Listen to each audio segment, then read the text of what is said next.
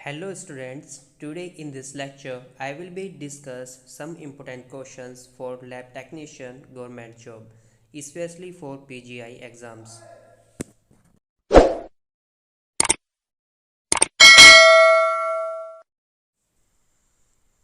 Our first question is ESR by Winthrop method can be done by using all routine hematological anticoagulants except first option is EDTA, second option is trisodium citrate 3.8% and the third option is heparin or first option is none of these. Students ESR testing को करने के लिए अपने पास mainly two methods रहते हैं. First is Wintrobe method and the second is Wester grown method. अब दोनों method को करने के लिए हमें अलग अलग एंटीकोगुलेंट्स की ज़रूरत होती है. विंट्रोप मेथड को करने के लिए हमें उस एंटीकोगुलेंट की ज़रूरत होती है जो कि पर्पल टॉप वायल के अंदर आता है, और वेस्टरग्रन मेथड को करने के लिए हमें उस एंटीकोगुलेंट की ज़रूरत होती है जो कि ब्लैक टॉप वायल एंटीकोगुलेंट के अंदर आता है. अब हमें क्वेश्चन में ये पूछा है कि इन ऑप्शन में से वो एंटीकोगुलेंट नहीं है जिससे कि हम विंट्रोप मेथड से ऐसा कर सकते हैं. फर्स्ट ऑप्शन इसने दिया है ईडीटीए. ईडीटीए वो एंटीकोगुलेंट है जो कि पर्पल टॉप वायल के अंदर आता है, उसको हम ईडीटीए वायल भी बोलते हैं. तो इससे भी हम विंट्रोप मेथड से ESR कर सकते हैं. सेकंड ऑप्शन दिया है ट्राइसोडियम सीट्रेट 3.8%. स्टूडेंट्स यहाँ याद रखने का ये पॉइंट है कि ट्राइसोडियम सीट्रेट जो है ना वो 3.2% में भी मिलता है. 3.2% में वो मिलेगा स्काई ब्लू टॉप वायल के अंदर जो कि कोगुलेशन स्टडीज़ में यूज़ होती है. अब जो ये ट्राइसोडियम सीट्रेट 3.8% है ये आता है ब्लैक टॉप वायल के अंदर जो कि वेस्टरग्रन मेथड के लिए यूज़ होता है.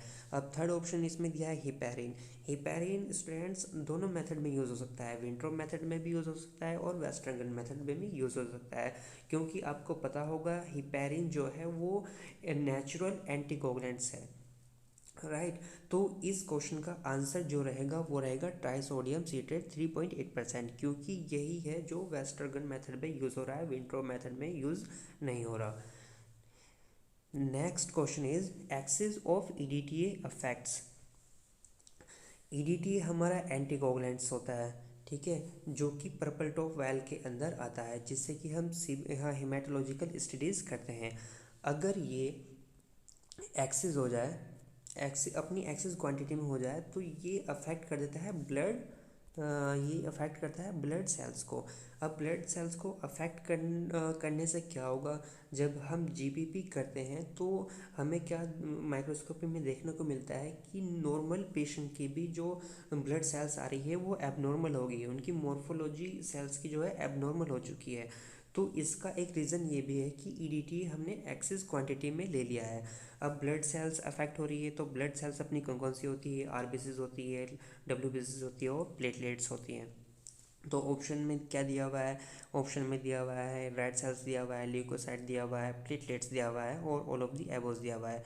स्टूडेंट्स ये तीनों ही ब्लड सेल्स हैं, तो इसीलिए इस क्वेश्चन का जो आंसर रहेगा वो रहेगा डी, क्योंकि तीनों ही ब्लड सेल्स को ईडीटी एक्सेस क्वांटिटी में ईडीटीए अफेक्ट करेगा. Next question is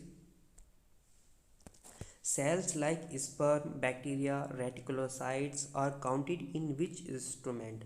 First option is Newbar counting chamber, second option is calorimeter, third option is flame photometer and the third option is all of the above.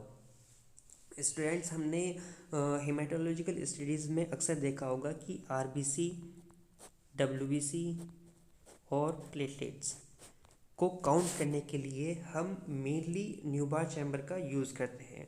But हम Neubauer chamber का use sperm count के लिए, right, bacteria count के लिए और reticulocytes count के लिए भी करते हैं. तो इसका जो आंसर रहेगा वो रहेगा ए, न्यूबार काउंटिंग चैम्बर.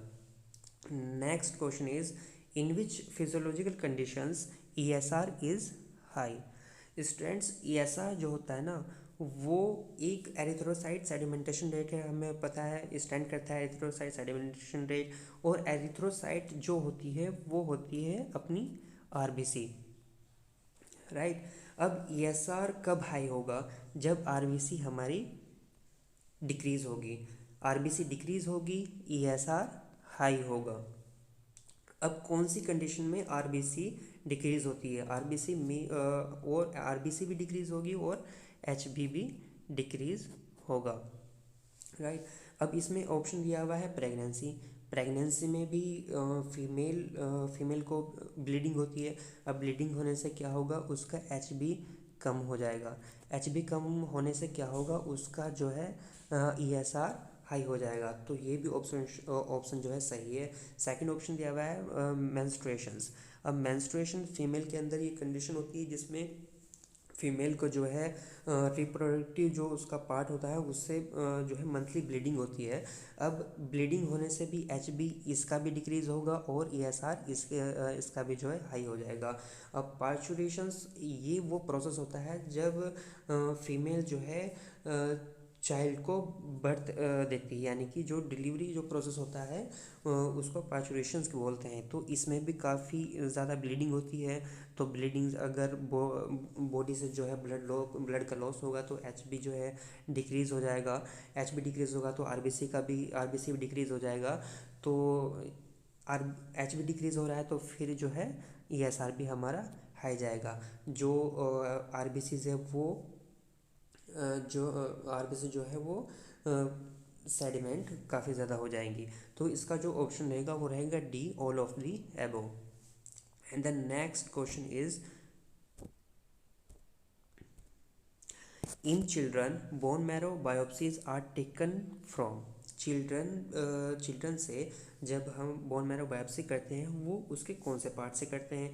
इसमें ऑप्शन दिया हुआ है A, proximal end of tibia.